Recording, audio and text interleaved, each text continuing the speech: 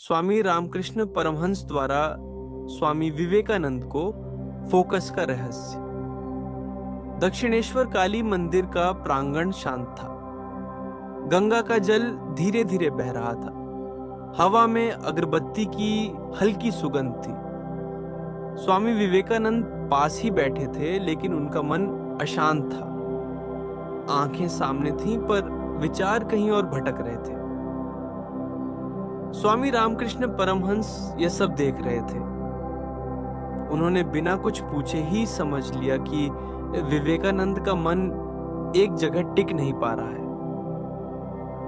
स्वामी रामकृष्ण परमहंस ने मुस्कुराते हुए कहा, विवेकानंद, तुम्हारा शरीर यहाँ है, पर तुम्हारा मन कहीं और घूम रहा है।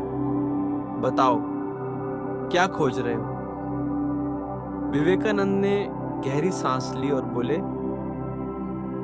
गुरुदेव, मैं बहुत कुछ करना चाहता हूँ, देश के लिए, समाज के लिए, आत्मा के लिए, लेकिन मन एक चीज पर टिकता ही नहीं। पढ़ता हूं तो ध्यान भटक जाता है, ध्यान करता हूं तो विचारों का शोर बढ़ जाता है। समझ नहीं आता फोकस कैसे करूं। स्वामी रामकृष्ण परमहंस हल्के से हंसे और बोले, जिसका मन बिखरा हो वही महान बनने की क्षमता रखता है, क्योंकि जिसने बहुत कुछ देखा है वही एक चीज चुन सकता है।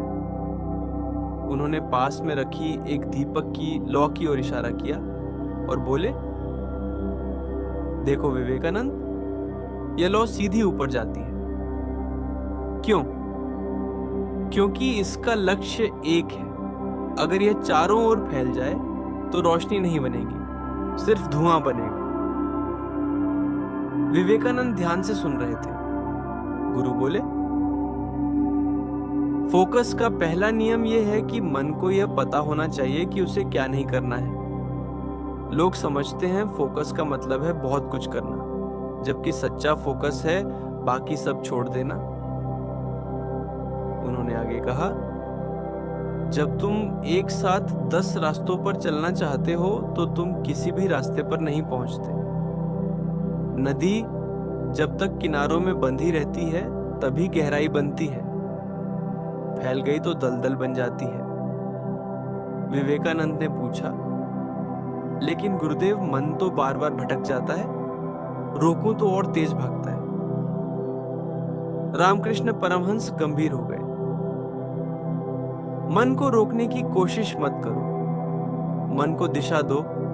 घोड़े को खींचोगे तो वह बिदकेगा, रास्ता दिखाओगे तो दौड़ेगा। उन्होंने विवेकानंद को अपने पास बुलाया और बोले, तुम्हारा मन ताकतवर है, इसलिए भटकता है। कमजोर मन कभी प्रश्न नहीं करता। लेकिन याद रखो, वही मन जो तुम्हें भटकाता है वही तुम्हें विश्व विजयी भी बना सकता है।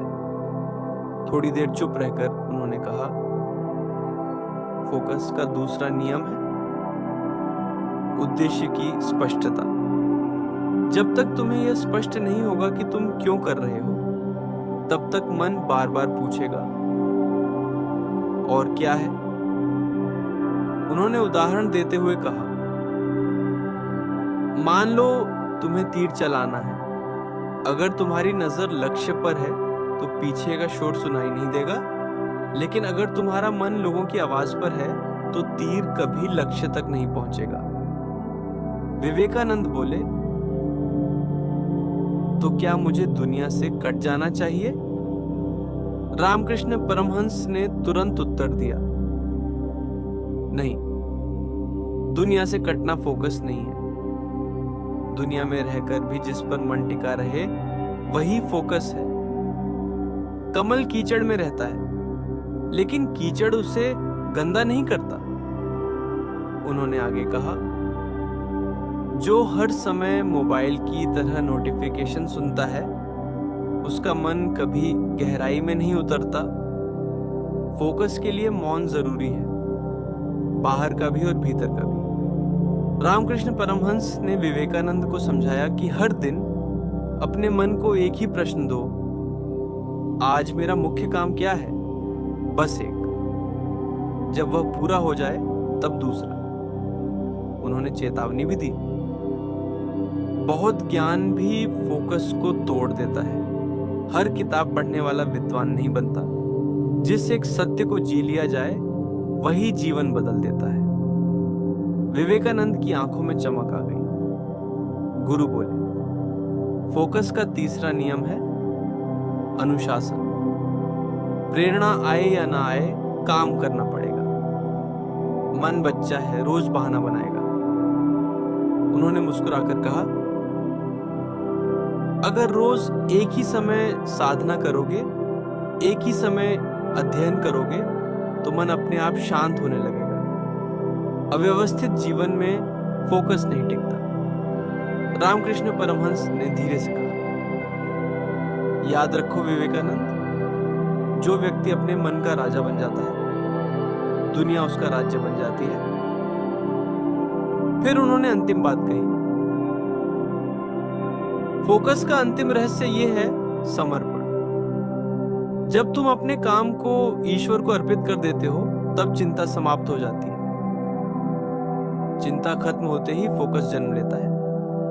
गंगा की लहरें बह रही थी। विवेकानंद शांत थे। पहली बार उनका मन स्थिर लग रहा था। रामकृष्ण परमहंस ने आशीर्वाद देते हुए कहा, एक समय आएगा विवेकानंद, जब तुम्हारे शब्द पूरी दुनिया का ध्यान खींचेंगे। लेकिन याद रखना, वह शक्ति तुम्हारे फोकस से आएगी, न कि तुम्हारी बुद्धि से। विवेकानंद ने प्रणाम किया। उनका मन अब भटक नहीं रहा था, उसे दिशा मिल चुकी थी।